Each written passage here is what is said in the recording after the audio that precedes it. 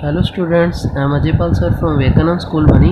Now we start the third chapter magnetic field due to current. Okay, तो basically हम ये chapter शुरू करने जा रहे हैं. इस चैप्टर को हम इंट्रोडक्शन से स्टार्ट करते हैं. Both electricity and magnetism has been known for more than 2000 years. आपको पता है इलेक्ट्रिसिटी और मैग्नेटिज्म आपस में काफ़ी ज़्यादा रिलेटेड है, तो उसको काफ़ी पहले से ही डिस्कशन कर लिया जा सकता गया था, बट इनके बीच में जो रिलेशनशिप है वो 200 साल पहले ही हमें पता चली है. ओके, तो अब आपको पता है ओरस्टेड ने ये बताया था कि एक स्ट्रेट वायर कैरिंग कंडक्टर भी जो है वो एक स्ट्रेट वायर कैरिंग करंट जो होती है वो भी एक मैग्नेट की तरह बिहेव करती है. Okay, the wire carrying current must be associated with magnetic field, उसके साथ एक मैग्नेटिक फील्ड जुड़ी होती है.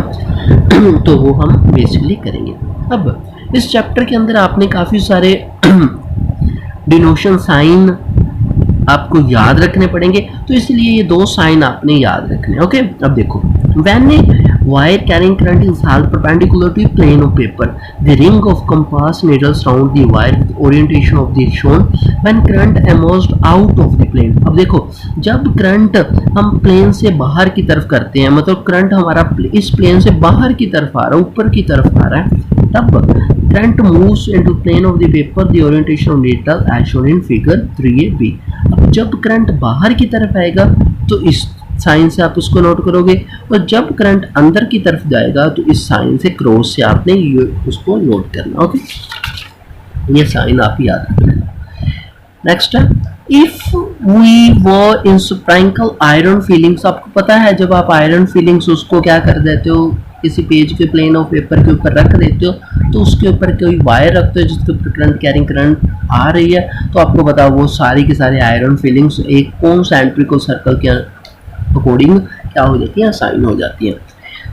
तो इस चैप्टर के अंदर बेसिकली आप क्या डिस्कशन करोगे, how current produce electric field. Okay, current कैसे इलेक्ट्रिक फील्ड प्रोड्यूस करता है, how magnetic field exert force on moving charge particle.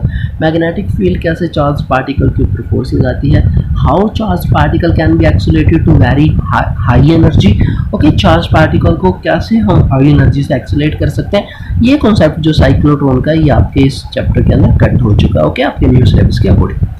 How current and voltage are detected and measure by galvanometer. हम current और voltage को कैसे detect और major कर सकते हैं गैल्वेनोमीटर के द्वारा. तो सबसे पहले हमारा जो स्टार्टिंग का प्रिंसिपल है एक्सपेरिमेंट है, that is Oersted experiment.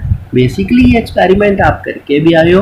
Okay, 10th class के अंदर है ये ओरस्टेड एक्सपेरिमेंट, फिर भी हम इसको एक बार दोबारा रिवाइज कर देते हैं. ओके, देखो, टेक ए मैग्नेटिक नीडल. आपने क्या करनी है, एक मैग्नेटिक नीडल लेनी है विच कैन रोटेट फ्रीली, जो फ्रीली रोटेट कर सके, और आपने हॉरिजॉन्टल प्लेन के ऊपर इसको क्या कर देना है, in horizontal plane vertical axis के ऊपर आपने क्या करना है, इसको फिक्स कर देना. Hold a connecting wire A B. अब आपने एक ए बी वायर करनी है, लेनी है. ओके, और इस मैग्नेटिक एनएस के पैरेलल आपने रख देनी है. कंप्लीट दी सर्किट, उस सर्किट को कंप्लीट कर देना. करंट फ्लो करेगा A to B. Okay, if it will be found that n pole of magnetic needle get deflected toward the west. अब ये देखो, अब आप जो n पोल है इस मैग्नेटिक फील्ड का वो वेस्ट की तरफ डिफ्लेक्टेड होगा. if the direction of current is wire is reversed, अगर करंट की वायर की डायरेक्शन रिवर्स कर देते हैं, n pole of magnetic get what east, तो ये ईस्ट की तरफ डिफ्लेक्शन शो कर देगा. ओके, since the magnetic field can be deflected only by the interaction of another magnet, इसकी तभी इसको डिफ्लेक्शन कर सकते हैं जब दूसरा कोई मैग्नेट लेके आएंगे. Okay, therefore the current in wire must be producing a magnetic field. तो आपको पता चल गया इससे कि करंट कैरिंग वायर भी कोई मैग्नेटिक फील्ड प्रोड्यूस करी है. The direction of deflection of magnetic needle due to current in wire is given by ampere swimming rule. तो यहाँ पे एम्पियर स्विमिंग रूल अप्लाई करेंगे. क्या है एम्पियर स्विमिंग रूल्स? ओके, देखते हैं. अकॉर्डिंग टू दिस रूल, इस रूल के according, if we imagine a man swimming along the wire, मान लो कोई मैन है वो स्विम कर रहा है करंट के along, direction of current is face always turn toward the needle. आपका जो उसका फेस है वो डायरेक्शन ऑफ करंट की तरफ है. So that current enter through feet, उसके पैर से करंट एंटर करके उसके हेड से लीव कर रहा है. That the N pole of the magnetic needle will be deflected towards his left hand. तो जो आपका एन पोल होगा वो उसके लेफ्ट हैंड की तरफ हमेशा ही जो है वो डिफ्लेक्टेड होगा। This rule can be recollected with help of the word snow. इसको एक स्नो वर्ड से भी लिख सकते हैं, which where each letter have a definite sense. उसका हर एक लेटर का अलग अलग सेंस है। It mean if current from south to north, अगर करंट साउथ टू नॉर्थ जा रहा है, a wire held over the magnetic field needle, और वायर मैग्नेटिक नीडल के ऊपर पड़ी हुई है, the north pole of the needle will deflected from west. जो नॉर्थ पोल है वो वेस्ट की तरफ डिफ्लेक्टेड होगा, तो इधर वेस्ट है। ओके, आपको ये समझना है। नेक्स्ट है मैग्नेटिक फील्ड। ओके, आपको बेसिकली पता है मैग्नेटिक फील्ड क्या होता है, फिर भी देखते हैं। The magnetic field is space around a conductor carrying current in space around a magnet in which magnetic field can be field. Okay, एक किसी भी मैग्नेट के चारों तरफ एरिया जिसके अंदर उसकी जो फोर्स है हम एक्सपीरियंस कर सकते हैं, उसको मैग्नेटिक फील्ड बोलते हैं। ओके, तो मैग्नेटिक फील्ड को B से रिप्रेजेंट किया जाता है। ओके, फोर्स, अब देखो इसके अंदर तीन चीजें होगी, एक तो मैग्नेटिक फील्ड होगी, एक करंट होगा, और एक क्या होगी, फोर्स होगी। तो तीन चीजें होगी ना, तो तीनों चीजें आपस में एक दूसरे के परपेंडिकुलर आपने लेनी है। Consider positive charge Q moving uniform magnetic field B along OY। OY direction के अकॉर्डिंग आपका जो जा रहा है V वेलोसिटी जा रही है। ओके, समझ आ गया ना, ये OY है, देख लो इधर OY डायरेक्शन यहाँ पे वो। Okay, let the angle between V and B is theta.